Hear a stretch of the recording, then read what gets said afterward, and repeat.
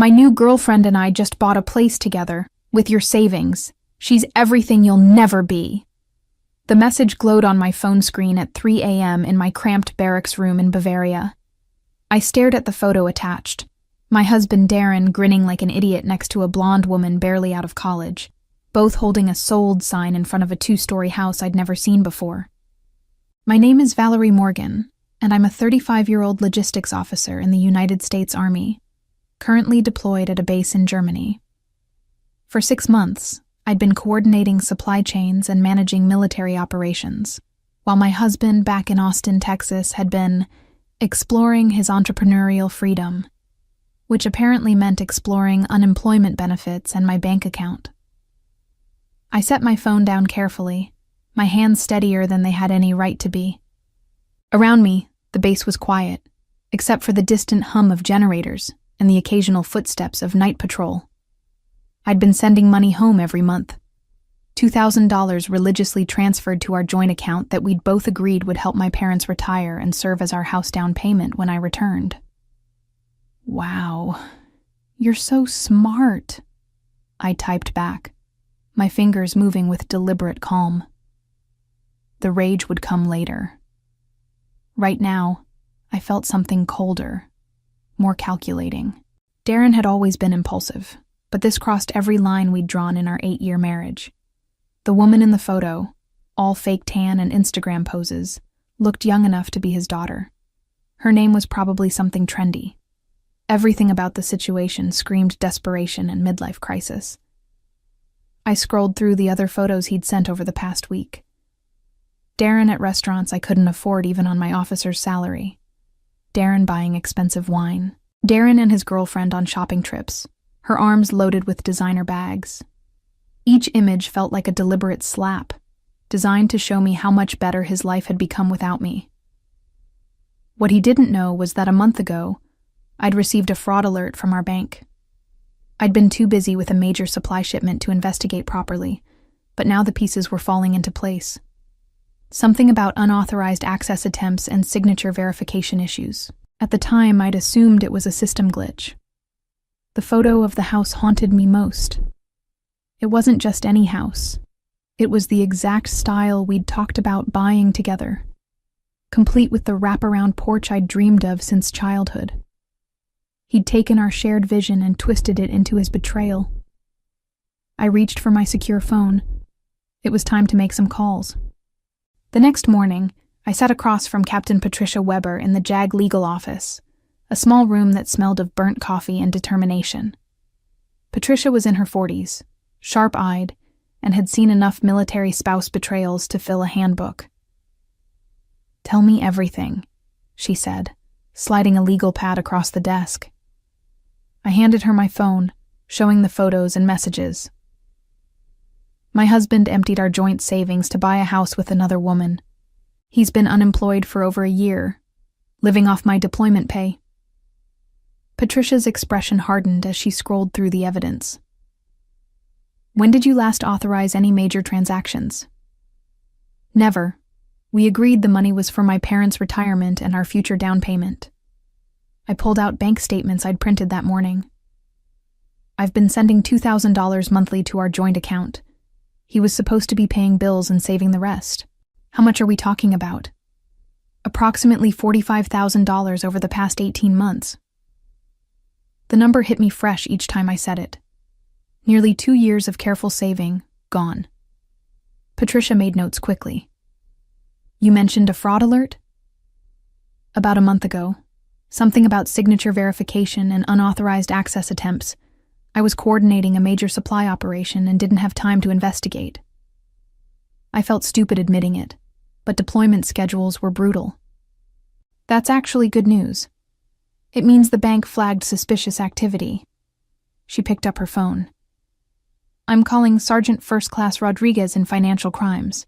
He specializes in military spouse fraud cases." Within an hour, I was sitting with both Patricia and Rodriguez, a stocky man with kind eyes who'd clearly seen too many soldiers betrayed by the people they trusted most. "Mrs. Morgan, this happens more than you'd think," Rodriguez said. "Deployed service members are particularly vulnerable. The distance, the time zones, the trust we place in our families. It creates perfect conditions for financial abuse. He opened a thick folder. The good news is you have strong legal protections. The Service Members Civil Relief Act, military banking regulations, and if he forged your signature, which seems likely, we're looking at federal wire fraud. What's the process? First, we contact the bank to freeze all joint accounts. Then we trace every transaction. If he used forged documents or misrepresented your deployment status to bypass normal verification procedures, that's multiple felonies. Rodriguez's voice carried quiet satisfaction. Some people think military spouses are easy targets. They're about to learn otherwise. I felt something shift inside me, the first stirring of hope since seeing those photos. By that afternoon, I had a full financial investigation team working my case. Staff Sergeant Jennifer Clark, a forensic accountant with the military police, had pulled transaction records going back 2 years. The picture they painted was worse than I'd imagined. "He's been bleeding your account dry for months," Jennifer said, pointing to a printout covered in red marks. "Small amounts at first, 300 here, 500 there. Classic pattern of financial abuse. The victim doesn't notice until it's too late." I studied the highlighted withdrawals. Restaurant charges at places I'd never heard of. Online purchases for electronics, clothing, jewelry. Cash advances that happened almost weekly. I thought he was just struggling with unemployment. I kept sending more money because I felt guilty being away. "That's exactly what he was counting on," Rodriguez added. He'd returned with more documents, including copies of the house purchase paperwork. Here's where it gets interesting. To buy that house, he needed to show stable income and down payment funds. He did that by forging your signature on financial documents and claiming you were a willing co-purchaser. Patricia leaned forward. "Show her the loan application." Rodriguez spread out several pages. There, in handwriting that almost looked like mine, was my signature on mortgage documents. My supposed income was listed as my full military salary plus a fictional consulting business. My deployment was misrepresented as a temporary assignment, suggesting I'd be returning to Texas permanently within months. "He told them you were deployed, but actively participating in the purchase," Jennifer explained. "Made it seem like you were shopping for houses via video calls and had given him power of attorney for the closing." I felt physically sick. Power of attorney that doesn't exist. Correct. Which makes every document he signed a forgery and every representation he made fraud. Rodriguez's tone was grimly satisfied. "The girlfriend's involvement makes it worse. She signed documents claiming to know you personally and confirming your consent to the purchase. She's never met me." "Conspiracy to commit wire fraud," Patricia noted. They both knew the representations were false. Jennifer pulled out her laptop. "I've already contacted the title company and the bank. The Service Members Civil Relief Act gives us significant leverage here. When they find out a deployed service member's signature was forged and their protected funds were misused, everything stops." "What happens next?" "Tomorrow morning, investigators from the Office of Service Members Civil Relief will be waiting at the title company," Rodriguez said. "Darren and his girlfriend are scheduled to complete the final closing paperwork at 10 a.m. Texas time." I looked at the photo of the house again. My dream home bought with my betrayed trust. "Will I get the money back?" "Every penny," Patricia assured me. "Plus interest, penalties, and probably their legal fees when this is over." For the first time in days, I smiled. My husband thought he was so smart, but he'd just committed federal crimes with a paper trail that would make prosecutors' jobs easy. The next morning, I found myself pacing the communications room at 4 a.m., calculating time zones obsessively. It was 9 a.m. in Austin, 1 hour before Darren and Tiffany's scheduled closing. I'd barely slept, running through every possible scenario of what was about to unfold. My secure phone buzzed with an encrypted message from Rodriguez. "Assets frozen. Team in position. Will update hourly." Patricia found me there, clutching a cup of coffee that had gone cold hours ago. You know you don't have to watch this unfold in real time, she said gently. Yes, I do. I couldn't explain why, but I needed to be present for this moment, even from 4,000 miles away. He spent months planning this betrayal, sending me those photos to hurt me. I want to know the exact moment it all falls apart. She sat down beside me. Jennifer's team found more evidence overnight. Your husband's been living quite the lifestyle on your deployment pay. I looked up from my phone. What do you mean? Credit cards you didn't know about, opened in both your names using your social security number and forged signatures. He's been funding expensive dinners, weekend trips, even bought the girlfriend a car. Patricia handed me a thick folder. Total debt in your name, $78,000. The number hit me like a physical blow. 78,000? I'd been careful with money my entire adult life, building credit slowly, saving religiously. How is that even legal? It's not. Identity theft, fraud, forgery. He's been busy. She pointed to specific charges. Look at the timeline. Most of these purchases happened right after you deployed, when he knew you'd be too busy to monitor accounts closely. I stared at charges for jewelry stores, luxury hotels, expensive restaurants, a $3,000 weekend at a resort in San Antonio, $5,000 at a high-end clothing boutique. While I was eating MREs and sleeping in a barracks, he was living like a millionaire. My phone buzzed again. Subjects arrived early, investigators in conference room adjacent to closing office. They're there, I told Patricia, my heart racing. She squeezed my shoulder. Whatever happens next, remember that you're not the victim here anymore. You're the one who caught them. At exactly 10:15 a.m. Texas time, my phone rang. It was Rodriguez, calling from Austin. Valerie, we got them. I put the call on speaker so Patricia could hear. What happened? They walked into the title company like they owned the world. Darren was actually bragging to the girlfriend about how easy it had been to access your money. Said military wives were too trusting and stupid to notice anything. My hands clenched into fists. He said that? In front of 2 investigators who recorded every word. Rodriguez sounded pleased. When the title company representative told them there was a problem with the signatures, Darren got belligerent. Started yelling about how his wife was deployed and couldn't be expected to come in person for every little detail. Then what?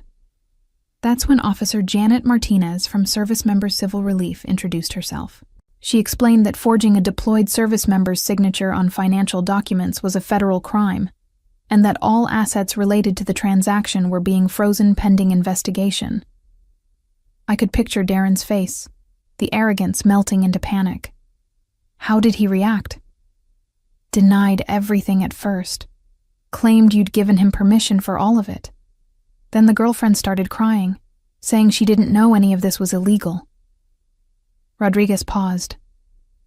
But here's the best part. Martinez asked him to explain the power of attorney documentation, and he couldn't produce any legitimate paperwork. Because it doesn't exist. Exactly. That's when he realized how much trouble he was in. Rodriguez continued his account, and I could hear the satisfaction in his voice. The title company had to call their legal department immediately. Turns out, when they ran the verification checks this morning, which they should have done weeks ago, half the documents didn't match their security protocols. What kind of documents? Patricia asked, taking notes. Employment verification letters claiming Valerie worked for a consulting firm in Austin. Bank statements showing joint income that didn't exist. Even a letter supposedly from Valerie's commanding officer giving her permission to purchase property while deployed. Rodriguez's voice carried professional disgust. All forged, all easily disproven. I felt a mix of vindication and fury. How sophisticated were the forgeries? Amateur hour. Darren's not nearly as smart as he thinks. He used an old letterhead template he probably downloaded online, and the supposed commanding officer signature was just a Google image of a military signature. Any real verification would have caught it immediately. My phone buzzed with a text message, and my blood went cold. It was from Darren. What the hell did you do? They're saying I committed fraud.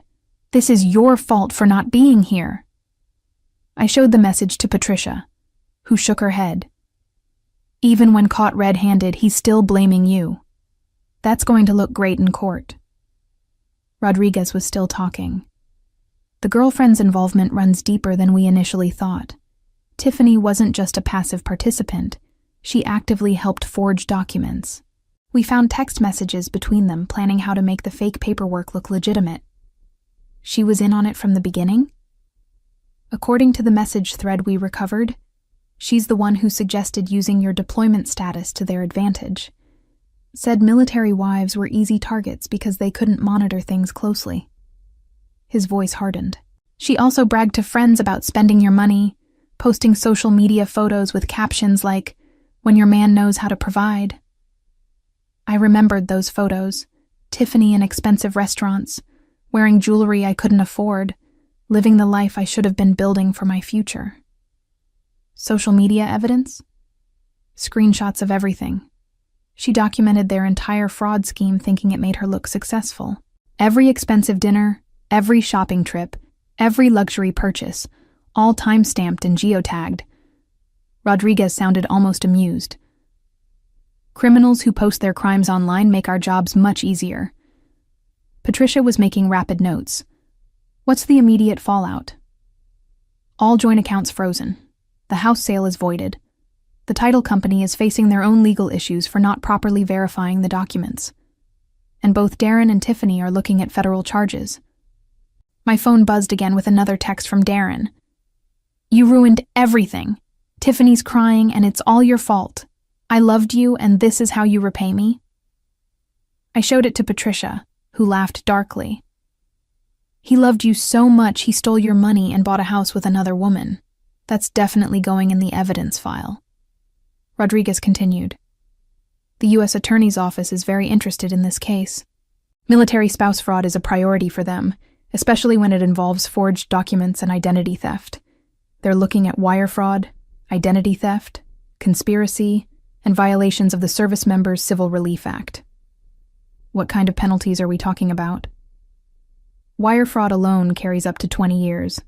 Add the identity theft and military protection violations, and they're both looking at serious federal prison time. He paused. Plus full restitution to you, including penalties and interest. I felt something I hadn't experienced since seeing those first photos. Genuine peace. When will they be arrested? Already happened. They're both in federal custody as of 30 minutes ago. 3 hours later, I was back in the communications room when Jennifer Clark called with updates that made everything even more satisfying. Valerie, you need to hear this. When we executed the search warrant on their apartment, we found evidence of a much bigger scheme, Jennifer said, her voice carrying barely contained excitement. I put her on speaker. What kind of evidence? Darren's been doing this to other military spouses. We found files on 3 other women whose husbands are deployed, complete with forged documents and stolen financial information. She paused for effect. He wasn't just betraying you. He was running a military spouse fraud operation. Patricia's eyebrows shot up. Other victims? All logistics or supply officers like Valerie, all deployed to locations with challenging communication schedules. He specifically targeted women in positions where they'd be too busy to monitor accounts closely. Jennifer's tone turned grim. Tiffany helped him research the targets through social media, identifying spouses with good credit and steady military income. I felt sick thinking about other women going through what I'd experienced. How much money total? Preliminary estimate is over $200,000 across 4 victims, including you. But here's where it gets interesting. The girlfriend wasn't just his accomplice. She was the mastermind. That revelation hit me like a slap. Tiffany planned this? According to seized communications, she approached Darren after meeting him at a bar 6 months ago. She'd researched military spouse fraud techniques online and was looking for someone with access to deployed partners. Jennifer's voice carried professional disgust. She specifically targeted older, unemployed men married to successful military women.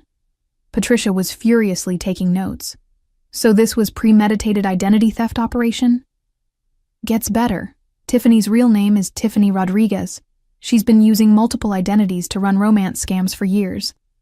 The Instagram fitness coach persona was completely fake, designed to attract men like Darren who were feeling insecure about their wives' success. I thought about those photos again, my husband grinning beside someone who'd manipulated him into destroying our marriage. Was any of their relationship real? Based on the evidence, she was planning to disappear once they'd stolen enough money to buy the house outright. The mortgage was just a temporary step. She intended to refinance or sell quickly, taking her share and moving on to the next target. My phone buzzed with yet another message from Darren. They're saying Tiffany is a criminal who used me. You have to help me. I made a mistake, but I didn't know she was lying about everything. I showed the message to Patricia, who rolled her eyes.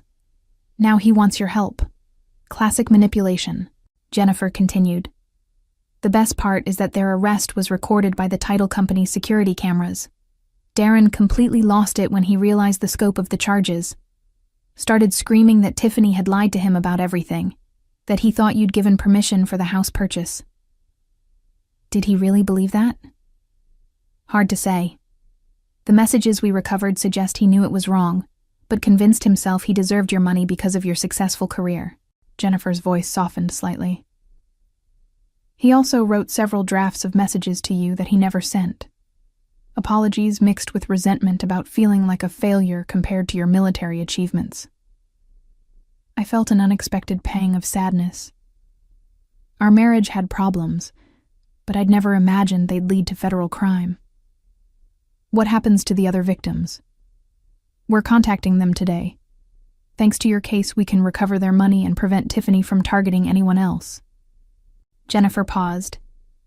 You probably saved several families from financial ruin. That thought gave me something I hadn't expected. Purpose beyond just personal justice.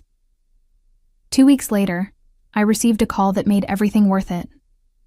Rodriguez was calling from the federal courthouse in Austin, where Darren and Tiffany had just appeared for their arraignment. Valerie, you should have seen it, he said, barely containing his amusement. Darren showed up thinking he could charm his way out of federal charges. Wore his best suit, brought character references, the whole performance. I was sitting in my barracks room, finally able to sleep normally again now that justice was moving forward. How did that work out for him? About as well as you'd expect. The federal prosecutor laid out the entire scheme, the forged documents, the identity theft, the conspiracy with Tiffany, the other victims. When they got to the part about him bragging to investigators about how easy it was to steal from military wives, his lawyer actually put his head in his hands. I couldn't help but smile. And Tiffany? Even better. Turns out she had warrants in 3 other states for similar fraud schemes. The Instagram fitness coach thing was just her latest identity. She's been running romance scams and military spouse fraud for over 2 years. Rodriguez's voice carried deep satisfaction. She tried to throw Darren under the bus, claiming she was also a victim of his manipulation. The judge wasn't buying it. What are the charges? Darren's looking at wire fraud, identity theft, conspiracy, and violations of military protection laws. Tiffany gets all that plus additional counts for the other victims and her previous warrant history. He paused. The prosecutor is recommending 5 to 7 years for Darren, 8 to 12 for Tiffany. I felt a weight I'd been carrying for weeks finally lift. When's the trial? They're both plea bargaining now. Full restitution to all victims plus penalties and court costs. Justice was finally coming. A month later, I was video calling Patricia from my barracks when she delivered the news I'd been waiting for. Both plea deals are finalized, she said, grinning at the camera. Darren pled guilty to all charges in exchange for 4 years. Federal prison plus 5 years probation. Full restitution of $93,000 to you, including penalties and interest. I sat back in my desk chair, finally able to process that it was really over. And Tiffany? 7 years federal prison. No early release eligibility. She has to pay restitution to all victims across multiple states. Total amount is over $300,000. Patricia's expression grew serious. The judge specifically mentioned that military spouse fraud undermines national security by targeting service members' families. What about the house?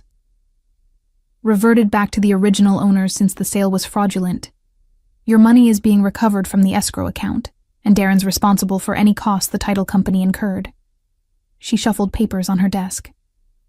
There's more good news. The other military spouses they targeted are getting full restitution too. One woman had her entire deployment savings stolen. $28,000. I thought about those other women, probably feeling the same betrayal and confusion I'd experienced. At least something good came from this mess. Darren sent a letter through his lawyer, Patricia said carefully. He wants to apologize and ask for your forgiveness when he gets out of prison. I laughed, surprising myself. He still thinks this is about him. He destroyed our marriage, stole my money, committed federal crimes, and hurt other military families. But he wants my forgiveness? What should I tell his lawyer? Tell him I'm too busy building my real future to waste time on his fantasy of redemption. I looked at my deployment countdown calendar, suddenly excited about returning home. I have 3 months left here, then I'm starting fresh. The revenge was complete, but my life was just beginning. As I closed the laptop and prepared for my evening patrol, I realized that the betrayal that had shattered my trust had also revealed my own strength. Sometimes the worst thing that happens to you becomes the catalyst for the best thing you'll ever do.